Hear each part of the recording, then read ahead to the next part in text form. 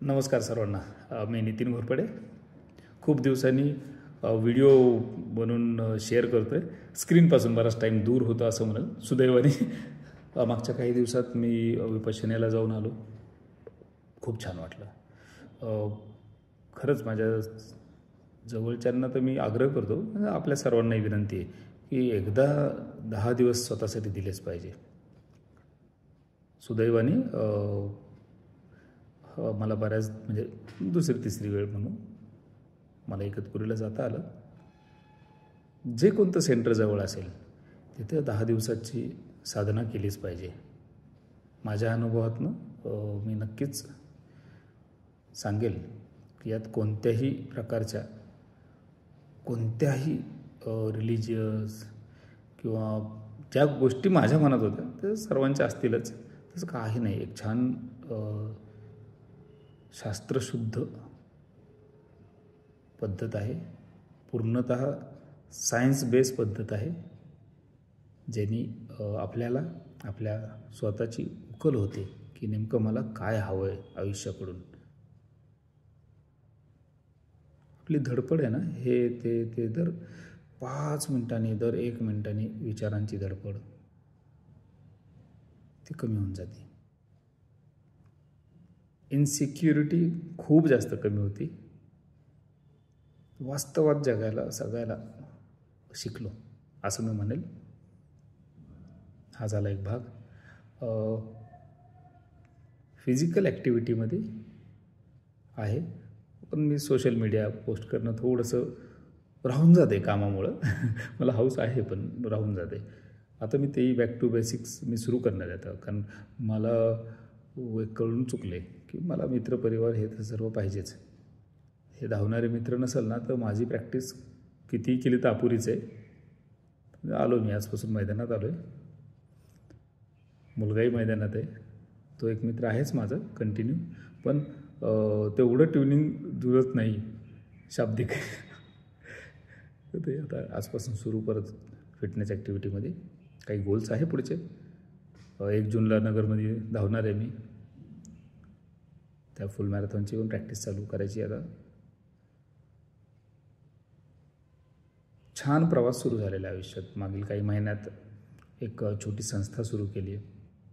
Actually 2-2.5 वर्षापूर्वीच आम्ही ती नोंद केली होती, पण त्यात कार्यरत मागील 2024च्या मिडपासून आम्ही आहोत. डिॲडिक्शनवर बरेचसे सेमिनार घेतले, पब्लिक अवेअरनेस घेतले असे मी त्याला शब्द देईन. दुसरं फिटनेसवर बरेचसे पब्लिक अवेअरनेस सेशन्स घेतले. आम्ही समूहाने घेतो आहे, सिंगल हँडेड थोडेसे कमी घेतो आहे. काय होतं, एकटा करत बसलो तर थोडा मोनोटोनस पण येतो आणि कुठंतरी सेल्फ प्रमोशनवाला एक फील मला दुसऱ्यांना जो काही येतो सहज. मला तरी असं वाटतं की आम्ही समूहाने जो करतो तो छान ॲक्टिव्हिटी करतो आहे.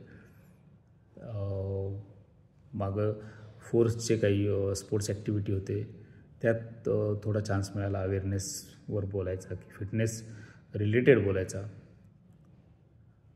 माझा स्पोर्ट्स सायकोलॉजीचा एक कोर्स होता, तो पूर्ण झाला. स्पोर्ट्स सायन्स अँड टेक्नॉलॉजीवर डिप्लोमा करतो आहे.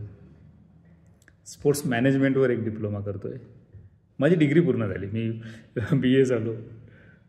सगळ्या अशा छान छान गोष्टी चालू आहे. काल मी पोस्ट केली परवा फेसबुकवर. तसं जसं विपश्यनेहून आलो की त्यानंतर सुवर्ण संधी मला 3 दिवस डॉक्टर आनंद नाडकर्णींसोबत सहवास मिळाला. 2 दिवस REBTचं ट्रेनिंग होतं. डिॲडिक्शनवर कशाप्रकारे ॲडिक्ट माणसासोबत कशाप्रकारे संवाद साधला पाहिजे यावर त्यांनी प्रोफेशनलीचा अर्थ कोणत्याही अँगलनी आर्थिक नाही, तर प्रोफेशनलीचा अर्थ टेक्निकली, हा शब्द जास्त तिथं संयुक्तिक राहील. टेक्निकली कसं कनेक्ट व्हायचं त्याच्या मनाशी आणि जाणून घ्यायचं जास्तीत जास्त, कमीत कमी ज्ञान पाजळायचं, जास्तीत जास्त त्याचं ऐकून घ्यायचं आणि त्यातनं कसं सदरील व्यक्तीला आपण चांगल्या मार्गाकडे वळवू शकू याबद्दलचं ट्रेनिंग होतं ते 2 दिवस. खूप छान झालं. 100पेक्षा जास्त महाराष्ट्रातनं विविध ठिकाणाहून लोक आले होते. त्यानंतरचा एक बुद्धांच्या कविता यावर होतं आणि नुकतंच मी विपश्यना करून आलो. एवढं रिलेट होत होतं ते. 3 दिवस तर फक्त फिल इन द ब्लँक्स चालू होतं, जे मी तिकडं माझं पूर्ण डोकं रिकामं करून स्वच्छ करून आलो. त्यात स्वच्छता करून आलेल्या म्हणजे म्हणून पूर्ण दिवाळीसाठी घर धुतलं आणि त्यात परत स्वच्छता करून पूर्ण सामान रचल्यावर किती सुंदर दिसतं. तसं आल्यानंतर ह्या 3 दिवसात नाडकर्णी सरांचे त्यांच्या 45 वर्षाच्या अनुभवातले विचार त्यांनी त्यात मांडले आणि ते सगळे मी घेण्याचा प्रयत्न केला जेवढे जमेल माझ्या कुवतीप्रमाणे, बौद्धिक कुवतीप्रमाणे. मजा आली खूपच. म्हणजे काय तो एक काळ होता ज्यात मजेची माझी व्याख्या वेगळी होती. मजेची व्याख्या वयानुसार आणि अनुभवानुसार बदलते हे खरंच कळतंय. मुलं बराबरीची झालीत, त्यांच्यासोबत बोलतानाही मजा येते. तेही इंटेलेक्च्युअल बोलत आहेत, म्हणजे माझ्यापेक्षा जास्त हुशार आहेत हे कळतं आणि छान शिकायला मिळतं मुलांकडून सुद्धा. आम्ही जी संस्था स्थापन केली आणि त्याच्यात छोटं कन्स्ट्रक्शनचं काम बाकी आहे, महिनाभराचं काम आहे अजून. तिथे सरांनी व्हिजिट दिली, दुसऱ्यांदा व्हिजिट दिली या मागील 6-7 महिन्यात. आम्ही ते जे आमच्यासाठी आमची ती संस्था पावन झाली. मी सरांचं विचारांचं प्रमोशन करतो आहे. हे जेवढे ज्ञानी लोक आहेत ना, ह्यांच्या ज्ञानाचं प्रमोशन करतो आहे. ते मिळवलंच पाहिजे आपण, जेवढं केवढं. म्हणजे शक्य नाही आहे 100% माझ्यासारख्याने कोणाकडूनही घेणं, पण मला 1% जरी माझी ग्रास्पिंग आहे तर तेवढं मिळवलंच पाहिजे. हे माझ्या कामाचं येईल. मी कुणासाठी कामी येईल हा पुढचा भाग आहे. मी आधी स्वतःच्या तर कामी आलो पाहिजे. या मार्गाने प्रवास चालू आहे. एक चांगल्या मोठ्या संस्थेत मला सेवेचा मान मिळाला आहे. शिकण्याचं काम करतो आहे. हे मागे एक ठिकाणी म्हणलो की होतो त्यात बराचसा मान अपमानाचा भाग. आता अपमान मानला तर जे काम मला येत नाही त्यात बऱ्याचदा होतं पुढं मागं. प्रोफेशनलिझम जो भाग आहे तो थोडा माझ्या मागच्या 15 वर्षाच्या मागचा जो काळ होता त्यातले काही पडसाद अजून आहेत माझ्या मेंदूवरनं. त्यामुळं सिस्टमॅटिकचा जो भाग तो परत शिकतो आहे हळूहळू. सायकल स्टोअर पूर्णतः मुलाला चालवायला दिलं आहे. माझं गार्डियन म्हणून मी त्याला बाहेरून संरक्षक भिंत आहे, पण पूर्ण तो बघतो आहे आणि खूप सुंदर बघतो आहे.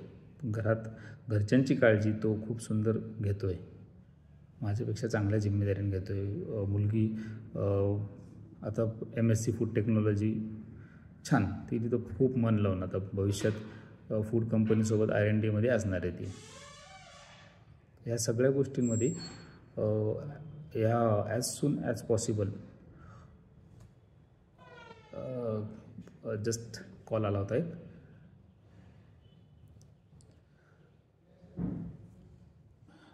बायसिकल स्टोअरसुद्धा आता दर्शन पूर्णतः सांभाळतो आहे. ट्रान्सपोर्टचा खूप छोटासा भाग आहे माझा, पण तो आमचे अवताडे मामा आता पूर्ण तेच बघतात आणि भविष्यात ते दर्शनला शिकवतील. हा सगळा त्याचा ट्रेनिंग प्रोसेस चालू आहे. मी रिटायर नाही झालेलो, रिटायर कधी होणारही नाही. आर्थिक बाबतीत चालू आहे नक्कीच, पण बाकी सर्व गोष्टीत till the last breath no retirement. जे देणं आहे मी समाजाला ते शेवटच्या श्वासापर्यंत देत राहणार. का तर माझा पुनर्जन्मच आहे हा. जस्ट हा वेकअप कॉल होता माझ्या स्वतःसाठी. लवकरच मैदानात आहे 1-2 दिवसापासून खेळासाठी सुद्धा, आणि ऑलरेडी डी ॲडिक्शन अवेअरनेसमध्ये तर मैदानात आहेतच मी सैनिक म्हणून. वाईट गोष्टींवर आळा आणण्यासाठी साक्षरता गरजेची आहे, आणि साक्षरता ही पुस्तकांमध्ये हवीच, पुस्तकांची साक्षरता हवीच, ज्ञानाची साक्षरता हवीच, अनुभवांची साक्षरता दुसऱ्यांना देता आली तर त्या कामात आता पुढे लागायचं आहे. भेटू लवकरच. विविध क्षेत्रात आता काम करायचं आहे. थँक्यू.